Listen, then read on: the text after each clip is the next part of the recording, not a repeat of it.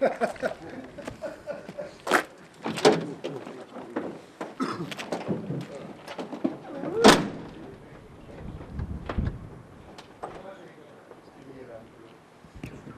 you want to frame up a different...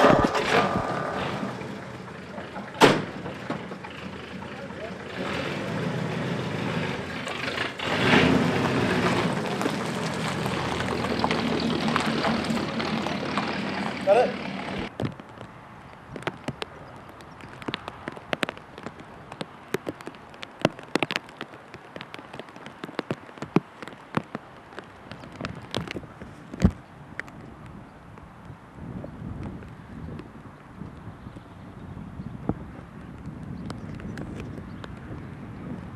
So could one of you please begin by telling me where we are and what this used to be and the significance of this place to the Unknown Blues story. Vaughan, you want to?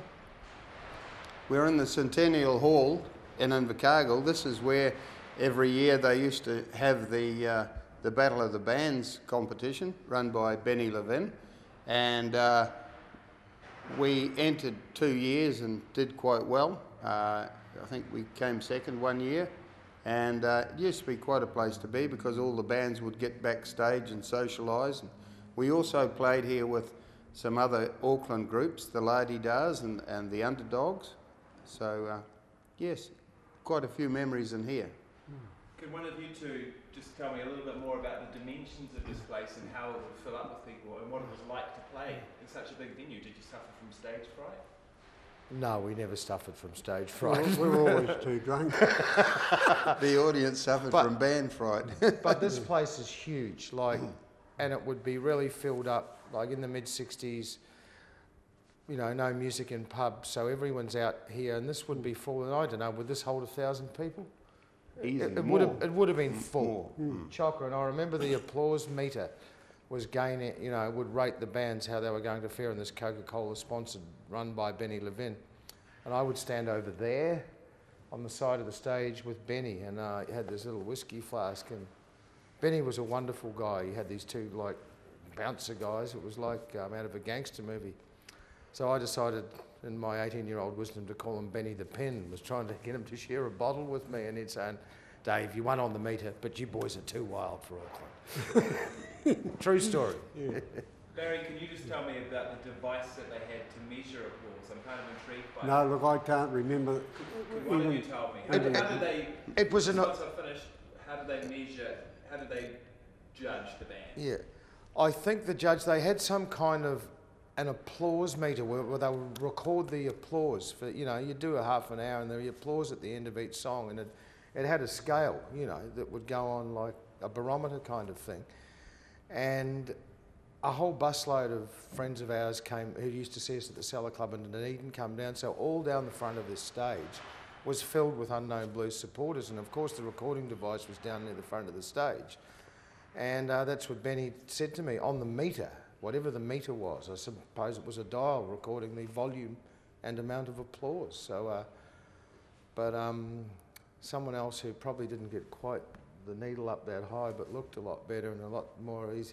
Imagine us turned loose in Auckland. More commercial. Yeah, No, but imagine us turned loose in Auckland in a motel. You know? I just can't, you know. I think the decision was probably the right one. Now, looking at photos of your performance at the Battle of the Bands contest, I see you were wearing jandals on stage, Barry, which seems to be what you still wear these days. Yeah, I just wear them. It depends what I'm doing. They come and they go. I'm not fussy. I've got my Sunday jersey on today, and those are their holes in the old bag. I forgot to cover there. Can I just get you to say that on stage I would often wear jandals, and you guys can chip in. I think it's sort of... No, I didn't often wear them. I just wear them when it was did I often wear them? I don't know. I think... I don't know. Blue suede I boots didn't really notice it until that caption in the paper, and then I thought, oh yeah, well, see, I'm just used to Barry wearing them even in the middle of winter, and I think he's a lot tougher than me, so... No, I got ripple-soled suede boots. That's what I mainly used to wear, and I'm still wearing them today. I've just worn those all my life. It must have, Battle of the Bands must have been a summer. You must have been a bit warm. Probably summertime. Summertime.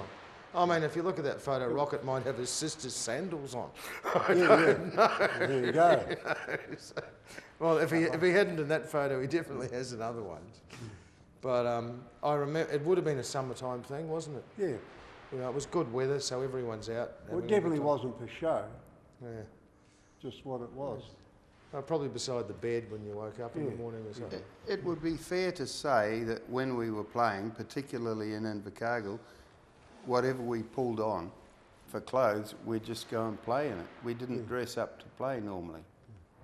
So, and we just dressed casually all the time. We didn't have a lot of money, so we weren't always going out and buying fancy clothes, were Well, we we? spent it all on guitars, amplifiers and harmonicas, but Yeah. I reckon our street clothes were pretty sharp, Well, that looking at the pink- photographs. Remember that pink jacket I had on when we went up to Deep Cove? That belonged to that joker I was in Waikeria with. Yeah, well, that was another thing that happened. You'd see, I remember getting some. Was your jacket dyed by someone, or you got it off someone? Yeah, I got it off a joker I was in Waikeria. 'Cause He I used remember- to come down to High Street. I remember buying white jeans and taking them out to my mother's copper and, you know, saying, can you get some yellow dye or something? And I ended up with these bright yellow jeans Yeah, because, that's you know, you'd boil up the old-fashioned copper. And with leopard the- skin belt. Yeah, that's right. But you Yeah. would actually get white clothing Yeah. and dye it, you know, whatever colour you want, Yeah, because you yeah. couldn't buy it. And I guess bright yellow jeans and Invercargill in those days kind of stood out in the crowd. It was like the Teddy Boy days. I used to have the Ming blue socks. And That's right, the fluorescent things. Well, when you were saying that this place is actually smaller than you remember, can I get you to just comment on that and what it's like to be back here? What it's like to remember back that far? Well, I probably haven't been in the Centennial Hall for over 40 years, and my memory, I sort of thought that it was massive. And if I look at it now, I think it would be fair to say it's probably 30 metres wide by about 45 metres long. It's still quite a big building, but I can remember it as being bigger than this. So I'm a little bit surprised. Although because there's a factory in here now, that's probably making it look a lot smaller with everything all over the floor. I think compared to the local dance halls like the Orange Hall and the Buffalo Hall, it might be 2 or 3 times the size would of be, those. yes, it would be. So that's why it would appear they much used larger. to run everything. Well, a lot of things down Yeah. here, didn't they? 'Cause They would it was have big music venues here, shows here regularly. Would this have been the biggest venue you ever played? No. What was the biggest show you ever The biggest hall we played in, I think, would be Dunedin, the agricultural hall up there. in Dunedin, That was a bit bigger than huge. this, yeah, quite a bit bigger. And they'd have 3 bands in there on a Saturday night, like, you know, Yes. whoever they might be with us, and that would be packed, you And know. how did that affect your performance? Did you feed off that? Oh, Yes, heck we yeah, did. heck yeah. We were very popular in Dunedin, and in the ag hall, you would have the audience actually screaming when you come on stage. It was just electric, you know. It was good. How did you find the big crowds, Barry? To be perfectly honest, it didn't bother me. I was always half drunk. I would play the guitar. He was there to play the guitar. Yeah. No, but I think those big crowds, and I'm sure, and that's fair to say. Like, I'm still working in bands regularly in where I live in Melbourne.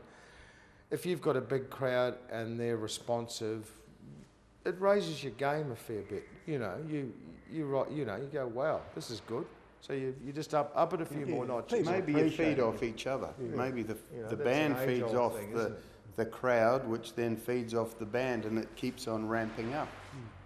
But I remember, like, here, it being a particularly, because all the busload of people down from Dunedin, it was like half the Cellar Club arrived, plus all the Invercargill crew, and Skunk and Roy and Graham Paul and all those people from the Antarctic Angels were all out there. So it was like the Dunedin crowd, the Invercargill crowd took up the front half of the hall. So Oh, Lowbridge was even on stage. yeah, there's photographs of One's him up on the stage page, with yeah. Warren Grant. So of course, I think our performance here was probably, from memory, pretty good because we had all that support. Yes, That were all up the front. We looked out there and said, God, they're our people. It was Plus, great. with the size of the place, you could really wind it up, you know. You could play it sort of full volume. And I whereas think looking at that photograph that was in the paper, there was a fair whack of backline gear behind us. Yeah. Like they You had looked 2 like, amplifiers stood Yeah. up. you Yeah, know, I- that big bass rig and all that I stuff. had a quad cabinet and 2 amplifiers end on end, and another two 12-inch speakers up above.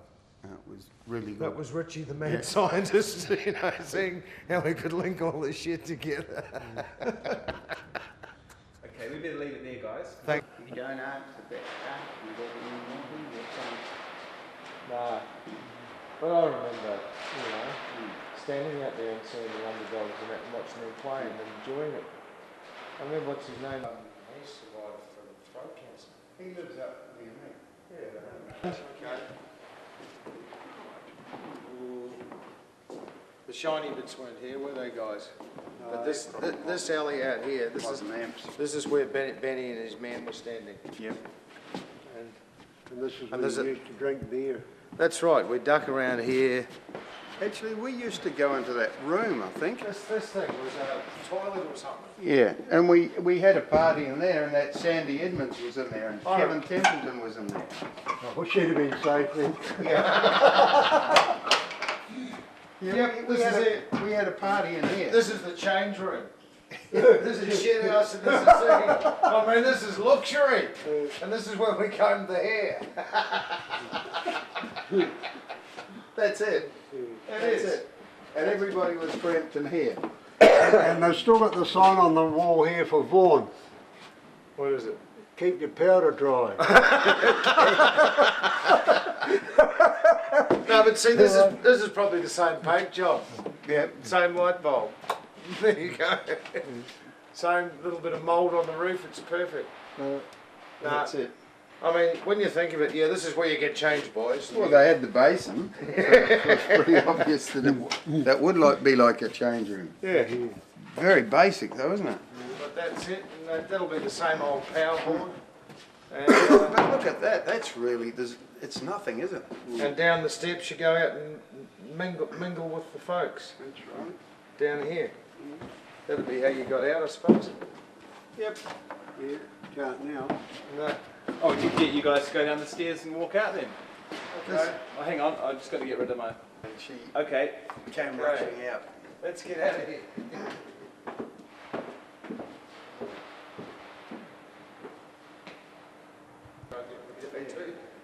I call myself Elvis these days.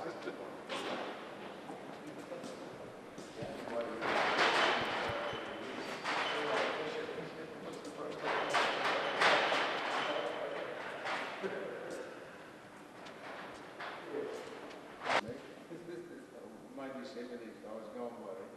Yeah, no, I can't remember that.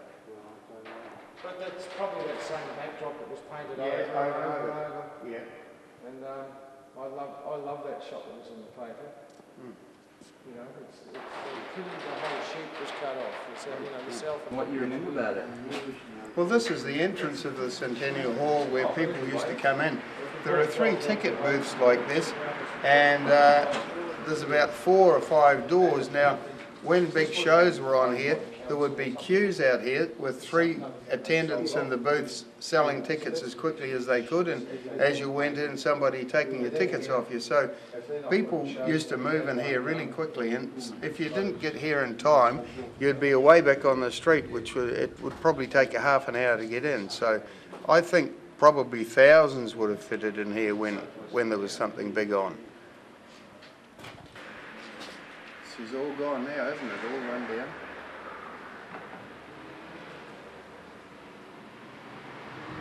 Well, Roy and I, we were having a party down in Ern Street. And we just got on his motorbike. I was on the back, and we came down here. There was some show on. And Roy just come in here, instead of stopping, Buying a ticket at the ticket. buying a ticket, we just rode in on his motorbike and we asked off. The next thing I remember, out here with the cops, old Frank Oliver, we got carted off. Another ticket. Frankie got the boys again. Yeah, so that was an interesting night.